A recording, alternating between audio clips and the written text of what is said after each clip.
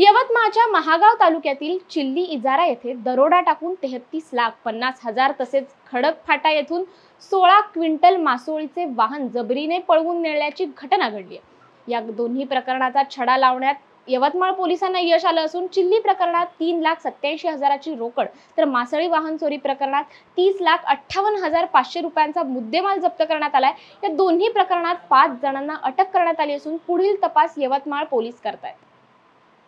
महागाव हद्दीतून खडका फाटा पुसत जाणाऱ्या रस्त्यावर हिवरा ते गुंज दरम्यान अज्ञात MG हेक्टर मोटर चालकांनी तेलंगणा येथून मच्छी वाहतूक करणारे बोलेरो पिकअप क्रमांक TS 01 UC 6262 या वाहनास अडवून बोलेरो वाहन चालकास पिस्टल व चाकूचा धाक दाखवून त्यांच्याकडील मोबाईल व नगदी 27,000 रुपये घेऊन फिर्यादी शेख शकील शेख अली राहणार कबूतर कमान निर्मल तेलंगणा यास वयाच्या क्लीनरला दोरी व काड्या टेपने हातपाय व तोंड बांधून त्यांच्याकडील 16 क्विंटल 28 किलो मासोळी असलेले बोलेरो पिकअप वाहन जबरी घेऊन पसार झाले होते।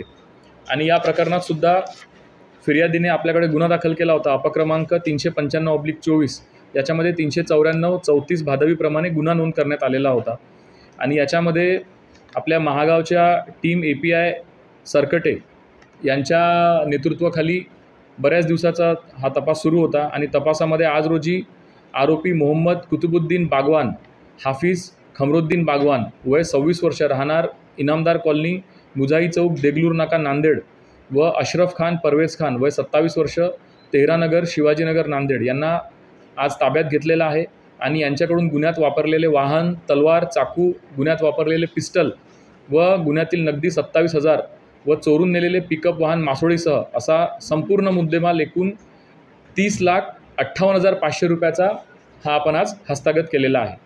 या दोन्ही प्रकरणामध्ये आम्ही संपूर्ण आपल्या टीम SDPO ॲडिशनल SP सगळे याच्यामध्ये लक्ष देऊन लागले होते। आणि त्यामुळे हे दोन्ही गुन्हे आज रोजी आपल्याकडे ओपन झालेले आहेत। आणि आशा आहे की पहिला जो आपल्याला गुन्हा सांगितलं त्याच्यामध्ये सुद्धा आपली 100% रिकव्हरी होईल।